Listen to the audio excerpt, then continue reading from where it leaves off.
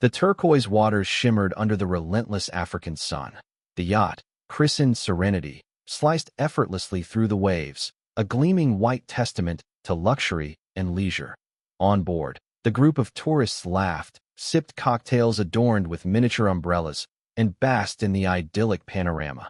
This was the vacation they had all dreamed of, a week of sun-drenched days, gourmet meals prepared by a private chef, and the endless, mesmerizing expanse of the Indian Ocean. They were living the postcard, oblivious to the darker currents that swirled beneath the surface of paradise. The East African coastline, a tapestry of vibrant cultures and breathtaking landscapes, also harbored a more sinister element. Somalia, a nation fractured by decades of civil war and political instability, had become synonymous with piracy. For years, armed gangs had preyed on commercial shipping and private vessels, exploiting the lawless waters to their advantage, while international naval patrols had made some headway in curbing these activities. The threat remained a constant, lurking just beyond the horizon like a phantom ship.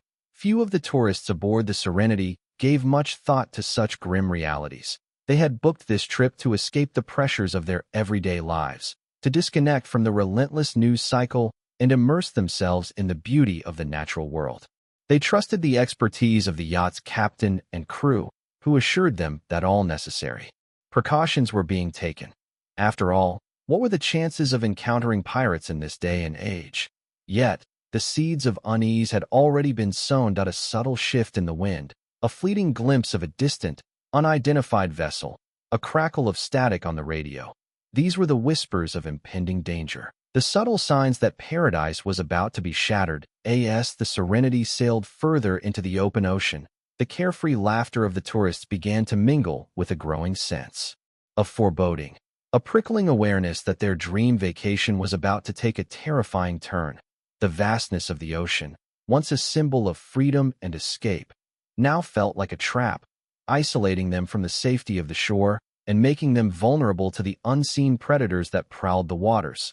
The stage was set, the players in place, and the curtain was about to rise on a harrowing drama of survival and resilience. The Serenity wasn't just a vessel, it was a microcosm of lives, momentarily intertwined, each passenger carrying their own stories and hopes into the vastness of the Indian Ocean. There was Charles and Emily, a recently retired couple celebrating their golden anniversary. Charles, a former accountant, was meticulous and pragmatic, while Emily, an artist, saw the world through a kaleidoscope of colors and emotions. This trip was Emily's idea, a chance to reignite the spark in their marriage after years of routine and quiet evenings. Charles, though initially hesitant about the cost, secretly hoped it would do just that. Then there was Javier, a tech entrepreneur in his early 30s, constantly connected to his devices but yearning for a genuine escape. He had made his fortune early, but the relentless pressure had left him feeling burnt out and isolated. He hoped the solitude of the ocean would allow him to disconnect and rediscover his passions. He was traveling alone, much to the chagrin of his concerned mother, who envisioned him finding love on this exotic adventure. And there was also Sarah, a young doctor volunteering in a remote village in Tanzania. The yacht trip was a brief respite from the demanding realities of her work, a chance to recharge before returning to the challenges of limited resources and overwhelming need. She carried with her a quiet strength and a deep sense of empathy, qualities that would be tested in the days to come. She saw the trip as a well-deserved break, but deep down, she felt a nagging sense of guilt for indulging in luxury while so many others struggled. Completing the group were the Miller siblings, David and Lisa. David, the older brother, was a seasoned traveler and adventurer, always seeking the next adrenaline rush. He had convinced his hesitant sister, Lisa, a book editor with a fear of the open ocean, to join him on this trip. He promised her unforgettable experiences and breathtaking scenery, hoping to break her out of her comfort zone. Lisa, despite her anxieties, secretly craved the excitement and the opportunity to create lasting memories with her brother. These were just a few of the individuals who had come together on the Serenity, each with their own reasons for seeking solace and adventure on the East African coast. Little did they know that their paths were about to converge in a way they could never have imagined. bound together by a shared experience of terror and resilience that would forever alter their lives. The carefree atmosphere of the yacht masked the underlying tensions and vulnerabilities that would soon be exposed under the extreme pressure of a hostage situation. The second day of the voyage dawned bright and clear, promising another day of blissful relaxation. Yet, beneath the veneer of tranquility, subtle anxieties began to surface. Javier, despite his attempts to disconnect, found himself compulsively checking his phone for service, a habit he couldn't shake even in the middle of the ocean. The intermittent signal only fueled his restlessness, a constant reminder of the world he was trying to escape. Emily, sketching the vast horizon in her notebook, noticed a peculiar anomaly that a distant vessel, barely visible on the horizon, seemed to be shadowing their course. She pointed it out to Charles, but he dismissed it as a fishing boat or a cargo ship. Advising her not to worry her pretty little head, he secretly worried about her mental state. Ever since retirement, later that afternoon, Lisa, who had been bravely battling her seasickness, ventured out onto the deck.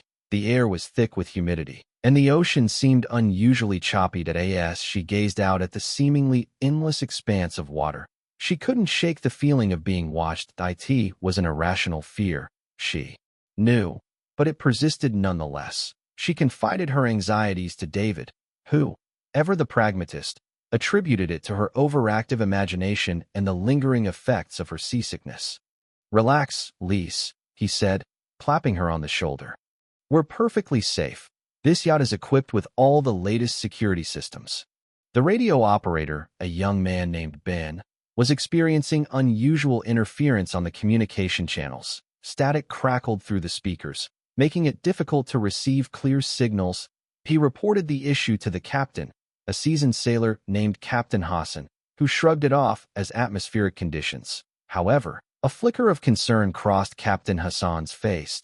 He had sailed these waters for years and knew that communication disruptions could be a sign of trouble. As the sun began to dip below the horizon, casting long shadows across the deck, a palpable sense of unease settled over the Serenity. The laughter and chatter of the previous day had subsided, replaced by a nervous quiet. The tourists, though reluctant to admit it, were beginning to feel a sense of vulnerability, a nagging premonition that their idyllic vacation was about to be disrupted. The whispers of the wind seemed to carry warnings, and the vastness of the ocean, once a source of wonder, now felt menacing and isolating.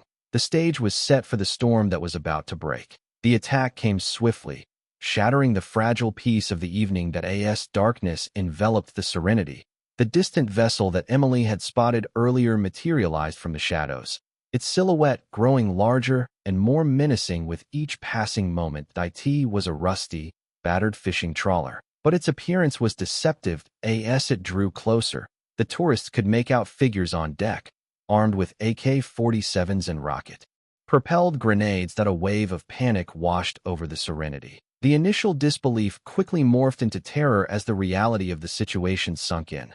This wasn't a drill. This was a real threat. David, despite his initial bravado, felt a cold knot of fear tighten in his stomach. Lisa screamed, clutching his arm in desperation. Charles, his face pale, grabbed Emily and pulled her close, his protective instincts kicking in.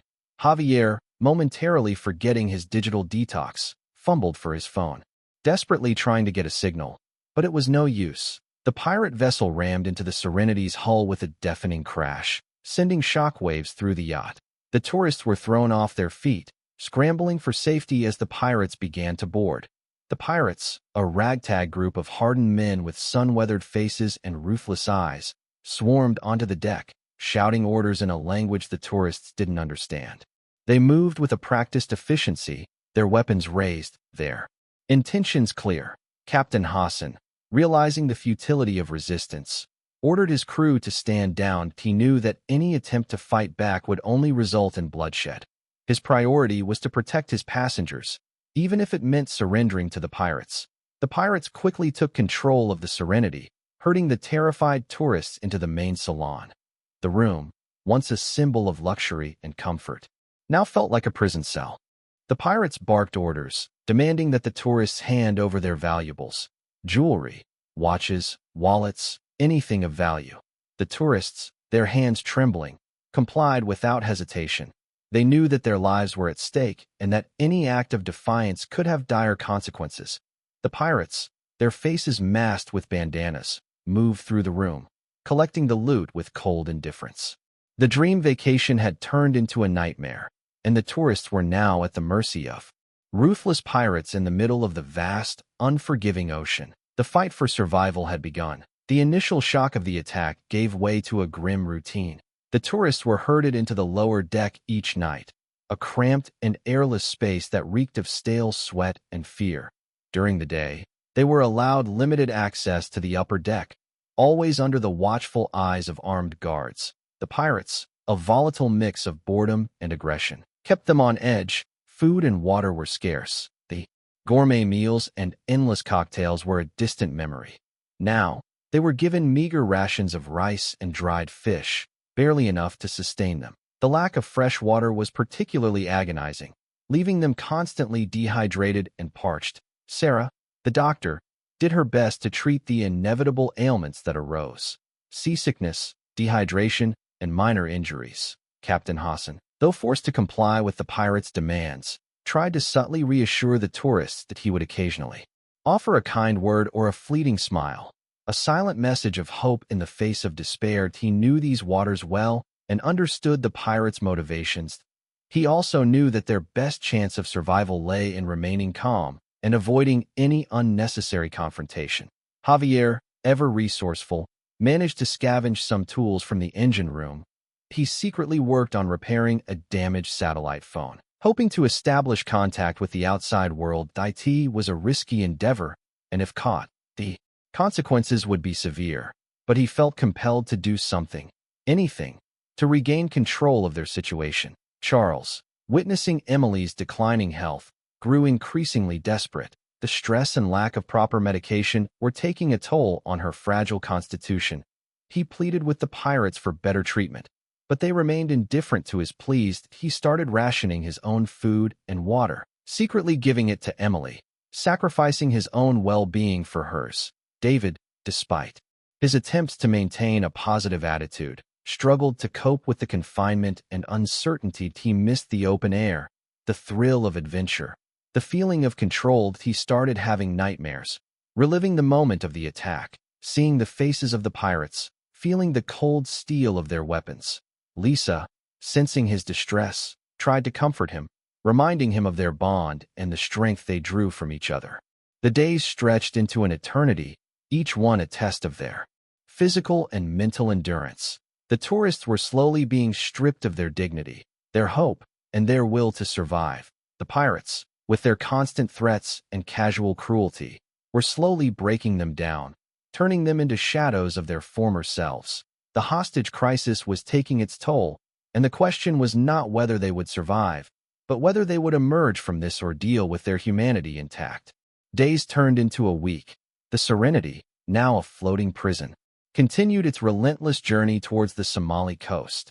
Back in the real world, news of the hijacking had spread like wildfire, igniting a media frenzy and triggering a complex international response. The yacht's owner, a wealthy businessman named Alastair Fairbanks, was contacted by the pirates, who demanded a multi-million-dollar ransom for the safe release of the hostages.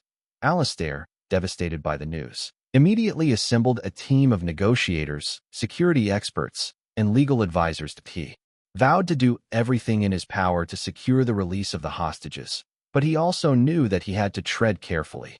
Any misstep could have dire consequences. He contacted the relevant authorities, including the British Foreign Office and Interpol, seeking their assistance and guidance. The pirates, using the yacht's satellite communication system, established contact with Alastair's team. Their demands were clear: a substantial ransom to be paid within a specified time frame. They threatened to harm the hostages if their demands were not met. The negotiations were tense and fraught with difficulties. The pirates were unpredictable and irrational, making it difficult to establish a rapport or find common ground. The authorities, meanwhile, were tracking the Serenity's movements using satellite imagery and naval patrols. They were gathering intelligence, assessing the pirates' capabilities, and formulating a plan for a potential rescue operation. However, They knew that any military intervention would be extremely risky and could potentially endanger the lives of the hostages. The media, fueled by sensationalism and speculation, reported every development in the hostage crisis. Adding to the pressure on Alistair and the authorities, the families of the hostages were desperate for information, clinging to any glimmer of hope. They pleaded with the media to respect their privacy and allow the negotiators to do their work without interference. Back on the Serenity, the tourists were largely unaware of the efforts being made to secure their release. They only knew that their lives were hanging in the balance, dependent on the whims of their captors. The pirates, sensing the growing pressure from the outside world, became increasingly agitated and unpredictable. The tourists knew that they had to remain calm and united, clinging to the hope that they would eventually be rescued. The waiting game continued, each day bringing them closer to either freedom or despair.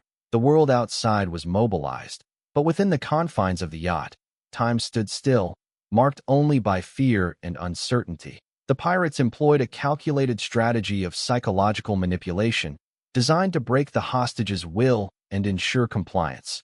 Captain, the pirates' leader, would periodically single out individuals, subjecting them to verbal abuse and intimidation that he seemed to enjoy preying on their vulnerabilities, exploiting their fears and insecurities. Charles, witnessing Emily's frail condition, became a prime target. Captain would mock his age and his inability to protect his wife, questioning his manhood and his value. Emily, in turn, would become distraught, blaming herself for putting Charles in danger. The captain's tactics were designed to sow discord and undermine their relationship. Lisa, still traumatized by the attack, was particularly susceptible to the pirates' psychological games. They would taunt her about her fear of the ocean, reminding her that she was completely helpless and at their mercy. David, fiercely protective of his sister, would try to shield her from the abuse, but his efforts often backfired, making him a target as well. Javier, despite his attempts to remain stoic, found himself increasingly frustrated by the lack of control that he was used to being in charge, to solving problems. But in this situation, he was powerless. The pirates sensed his frustration and would deliberately thwart his attempts to communicate or improve their conditions. Sarah, with her calm demeanor and empathetic nature, presented a different kind of challenge. The pirates seemed wary of her, perhaps sensing her inner strength and her ability to rally the others. They would try to isolate her, preventing her from tending to the sick and injured, hoping to undermine her influence. The pirates also used subtle tactics of deprivation and uncertainty to wear down the hostages' spirits. They would randomly change the rules, withholding food or water, denying them access to the upper deck, or forcing them to perform humiliating tasks. The constant unpredictability kept them on edge, making it difficult to relax or find any sense of normalcy. Sleep deprivation was another weapon in the pirates' arsenal. They would deliberately make noise throughout the night, preventing the hostages from getting any rest. The lack of sleep exacerbated their fear, anxiety, and irritability, making them more vulnerable to manipulation. The psychological warfare took a heavy toll on the hostages. They became withdrawn, suspicious of each other, and increasingly despondent. The pirates were slowly eroding their sense of self, turning them into passive victims.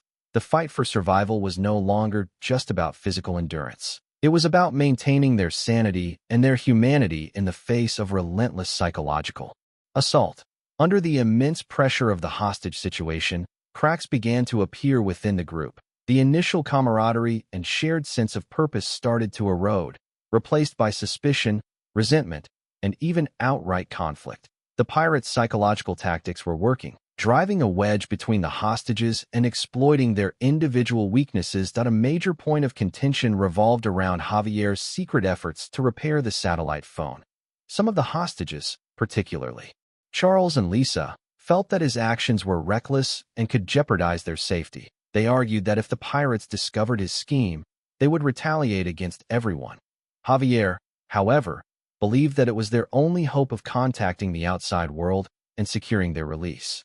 The debate became heated, with accusations and recriminations flying back and forth. Another source of conflict stemmed from the unequal distribution of resources. Sarah, with her medical expertise, was often given preferential treatment by the pirates, who needed her to tend to their own ailments.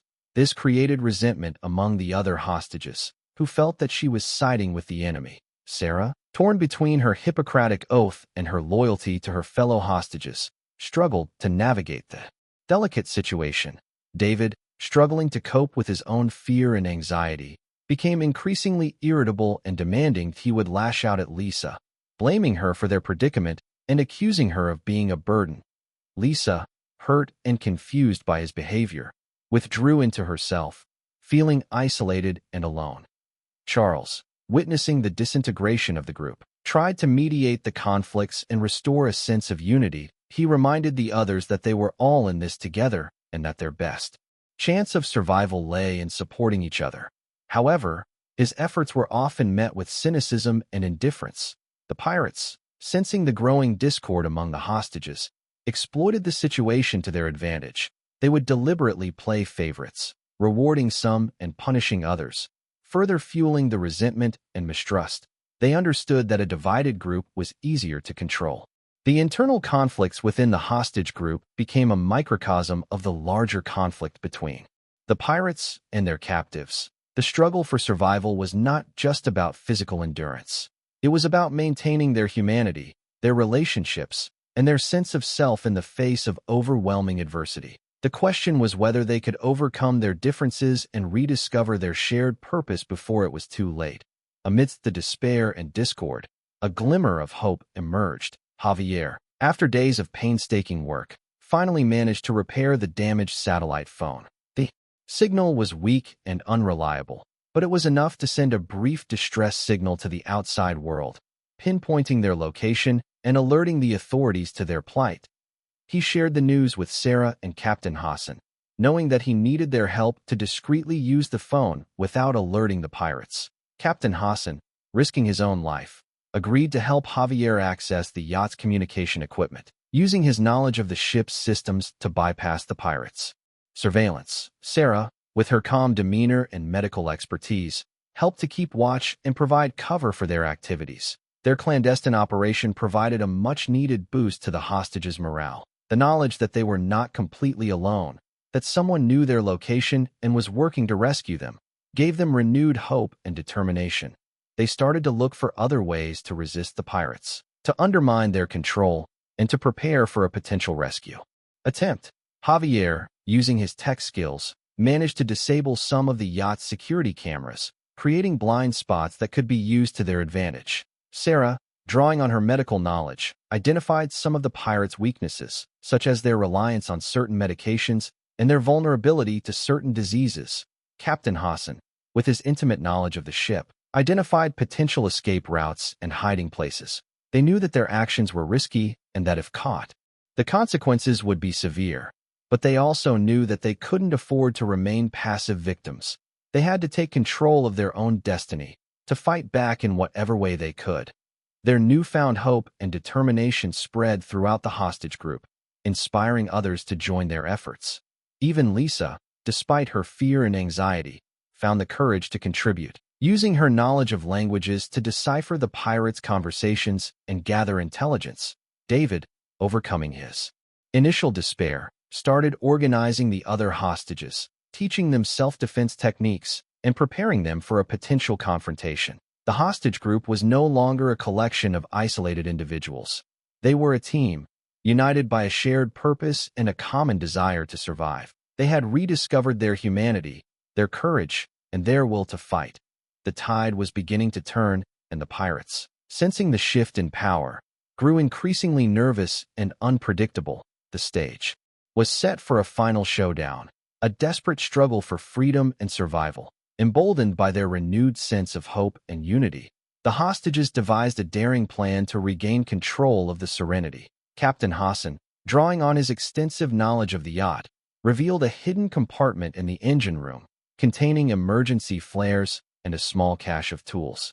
He believed that they could use the flares to signal for help and the tools to sabotage the yacht's engines, buying them time until rescue arrived. Javier, with his tech skills, developed a plan to disable the yacht's navigation system, throwing the pirates off course and making it more difficult for them to reach the Somali coast. He needed access to the bridge, but it was heavily guarded. Sarah, using her medical skills, concocted a plan to distract the guards, feigning a medical emergency that would require their attention.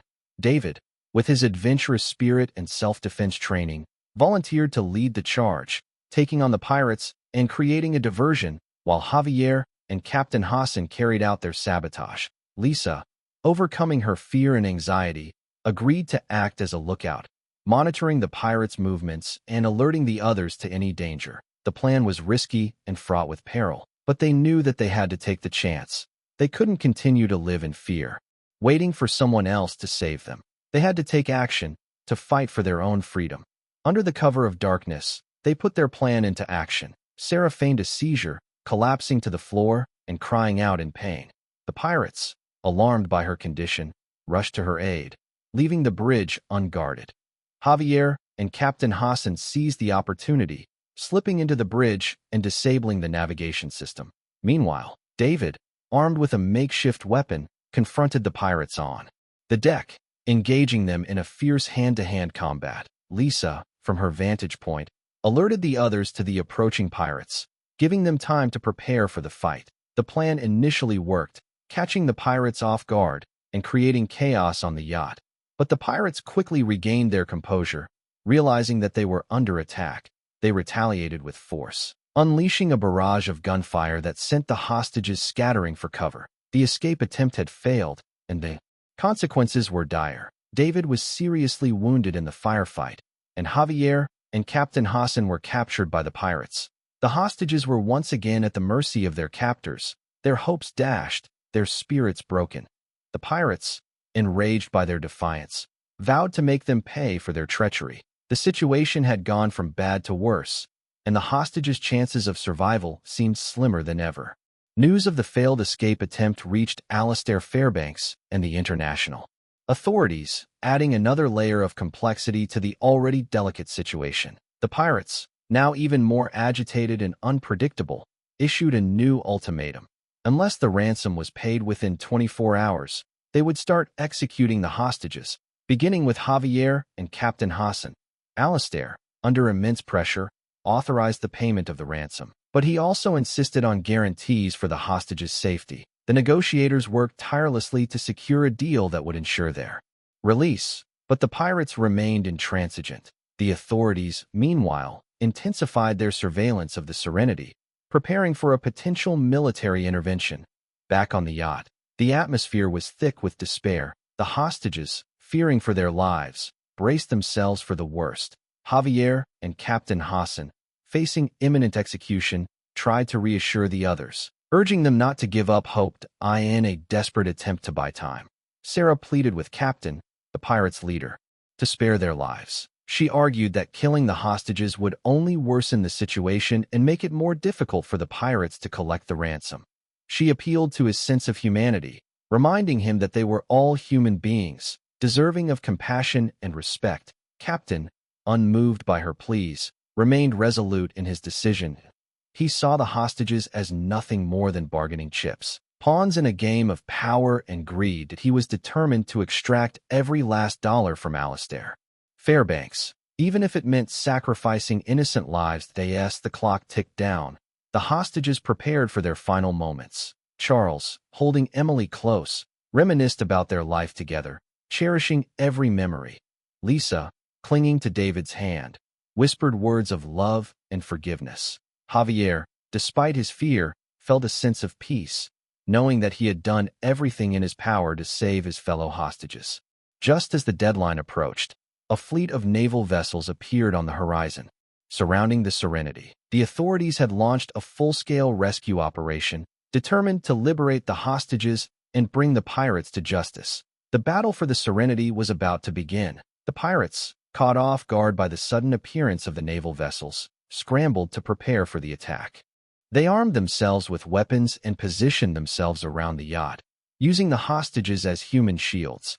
The naval vessels opened fire, unleashing a barrage of gunfire that rocked the Serenity. The pirates retaliated, returning fire and engaging the naval forces in a fierce firefight. The hostages, caught in the crossfire, huddled together, praying for a miracle.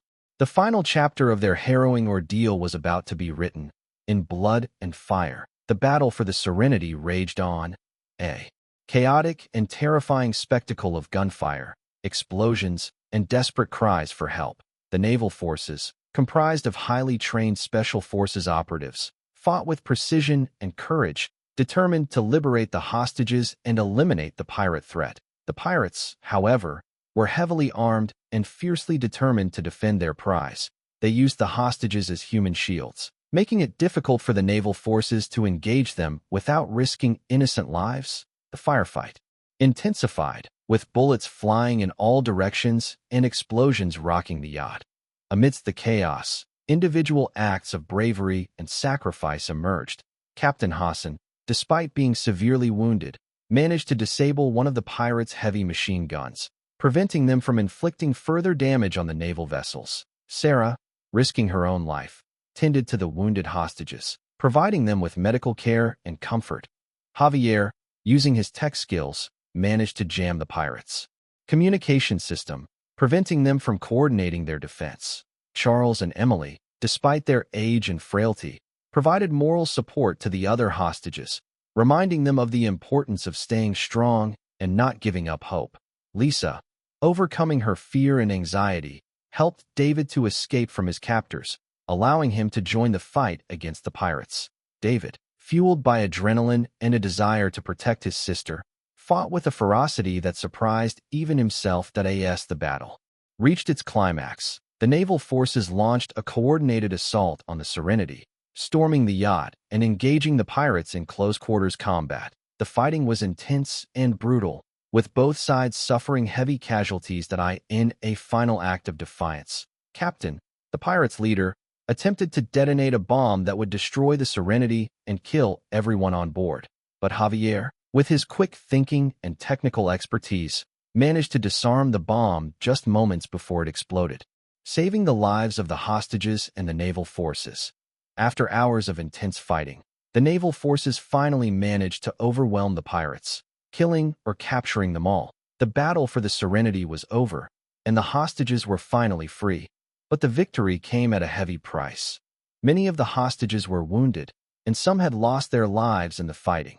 The dream vacation had turned into a nightmare, and the survivors would be forever scarred by their harrowing ordeal. In the aftermath of the battle, the surviving hostages were evacuated from the Serenity and taken to a nearby naval base for medical treatment and debriefing. The scene was one of utter devastation and chaos. The yacht, once a symbol of luxury and freedom, was now a smoldering wreck, riddled with bullet holes and stained with blood. The hostages, battered and bruised, were overwhelmed with a mixture of relief, grief, and exhaustion. They clung to each other, offering comfort and support. They had survived the ordeal, but they knew that their lives would never be the same. Charles mourned the loss of Emily, who had succumbed to her injuries during the firefight. He clutched her favorite scarf, a tangible reminder of their love and their life together. Lisa grieved for David, who had died a hero, sacrificing himself to protect her. She vowed to honor his memory by living her life to the fullest. Javier, despite being wounded, felt a sense of gratitude for having survived. He had rediscovered his purpose in life, realizing the importance of human connection and the value of freedom. Sarah, exhausted but resolute, continued to tend to the wounded, drawing on her medical skills and her unwavering compassion. Captain Hassan, hailed as a hero for his bravery and selflessness, was reunited with his family, who had feared the worst. He vowed to continue serving as a captain, but he also recognized the need to combat piracy and protect innocent lives. As the survivors began the long journey home, they reflected on their harrowing ordeal. They had faced death, despair, and unimaginable horror, but they had also discovered their inner strength, their resilience, and their capacity for love and sacrifice. The media descended upon the survivors, eager to capture their stories of bravery, survival, and loss. The hostages, initially reluctant to speak, eventually agreed to share their experiences, hoping to raise awareness about the dangers of piracy and the need for international cooperation to combat it. Charles, still grieving for Emily, spoke eloquently about their love and their shared dreams, reminding the world of the human cost of piracy. Lisa, honoring David's memory, shared his passion for adventure and his unwavering commitment to protecting others. Javier, transformed by his ordeal, vowed to use his tech skills to help prevent future hijackings, developing new security systems for yachts and commercial vessels. Sarah, inspired by the resilience of the human spirit, dedicated her life to providing medical care to victims of trauma and violence. Captain Hassan, hailed as a hero, became a vocal advocate for maritime security, working with international organizations to improve safety protocols and protect seafarers from piracy. The story of the Serenity and its ill-fated voyage became a global sensation, capturing the attention of governments, policymakers, and the general public. The incident sparked renewed efforts to combat piracy, with increased naval patrols, stricter regulations, and greater international cooperation. The survivors, though scarred by their experiences, emerged as symbols of hope, resilience, and the enduring power of the human spirit. They had faced unimaginable horror, but they had also discovered their inner strength, their capacity for love, and their determination to make a difference in the world. The hijacking of the Serenity served as a stark reminder of the fragility of paradise and the ever-present threat of violence and injustice. It also highlighted the importance of unity, courage, and compassion in the face of adversity. The survivors' stories would continue to inspire and move people for years to come, reminding them that even in the darkest of times, hope can endure, and the human spirit can triumph over evil. The ocean, once a symbol of freedom and escape, now carried a different meaning, one etched in survival and loss. Years later, the survivors continued to grapple with the long-term effects of their trauma. Charles, unable to find peace after Emily's death, dedicated his life to supporting victims of violent crime, offering them comfort and guidance that he found solace in helping others, channeling his grief into a force for good. Lisa, honoring David's adventurous spirit, embarked on a journey around the world, exploring new cultures and embracing new challenges. She discovered a newfound sense of independence and resilience, proving to herself that she could overcome any obstacle. Javier, true to his word, developed cutting-edge security systems for yachts and commercial vessels, significantly reducing the risk of future hijackings. He also established a foundation to support the families of piracy victims, providing them with financial assistance and emotional support. Sarah, continuing her work as a doctor, specialized in treating trauma survivors, using her own experiences to connect with her patients and help them heal. She became a leading expert in the field, sharing her knowledge and expertise with other healthcare professionals. Captain Hassan, remaining a vocal advocate for maritime security, worked with international organizations to implement stricter regulations and improve safety protocols. He became a respected figure in the maritime industry, known for his unwavering commitment to protecting seafarers from piracy. The story of the Serenity continued to resonate, serving as a cautionary tale about the dangers of complacency and the importance of vigilance. That it also highlighted the enduring power of the human spirit, the capacity for love and sacrifice, and the importance of standing together in the face of adversity. The survivors, though forever marked by their experiences, refused to be defined by them. They emerged from the darkness as beacons of hope, inspiring others to overcome their own challenges and make a positive impact on the world. The ocean, once a symbol of terror and loss, eventually became a symbol of healing and resilience, a reminder that even in the face of unimaginable horror, the human spirit can endure and triumph. The echoes of the Serenity would continue to ripple through the years, a testament to the strength, courage, and compassion of those who had survived the nightmare and emerged as symbols of hope for a world plagued by violence and injustice. The world learned hard lessons from the Serenity hijacking. Governments recognized the need for increased investment in maritime security, deploying more naval patrols and developing advanced surveillance technologies to deter piracy. International organizations strengthened their efforts to combat piracy, providing training and resources to coastal states to improve their law enforcement capabilities. The shipping industry implemented stricter security protocols, including enhanced vessel hardening, improved communication systems, and better training for seafarers. Yacht owners and tourists became more aware of the risks of piracy and took greater precautions to protect themselves.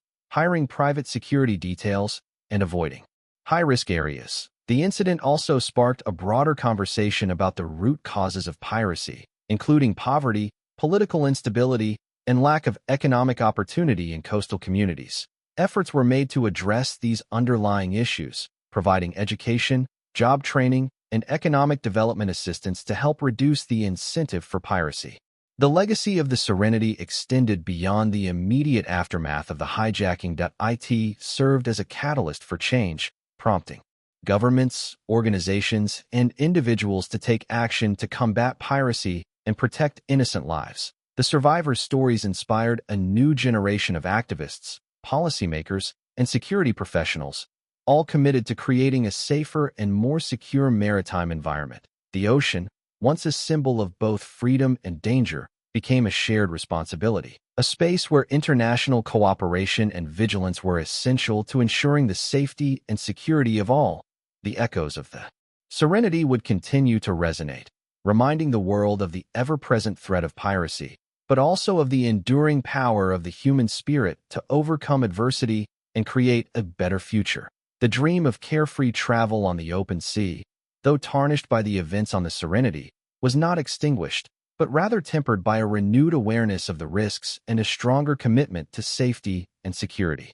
And yet, even with all the changes and improvements, the threat of piracy remained a persistent challenge. The vastness of the ocean, the complexity of international law, and the ever-changing geopolitical landscape made it difficult to completely eliminate the problem. New pirate groups emerged, employing new tactics and exploiting new vulnerabilities. The story of the Serenity served as a constant reminder of the need for continued vigilance and adaptation. That it highlighted the complex interplay of factors that contribute to piracy, from economic desperation to political instability to the lure of easy money. It underscored the importance of addressing these underlying issues, as well as implementing effective security measures. The survivors, though forever marked by their experiences, remained committed to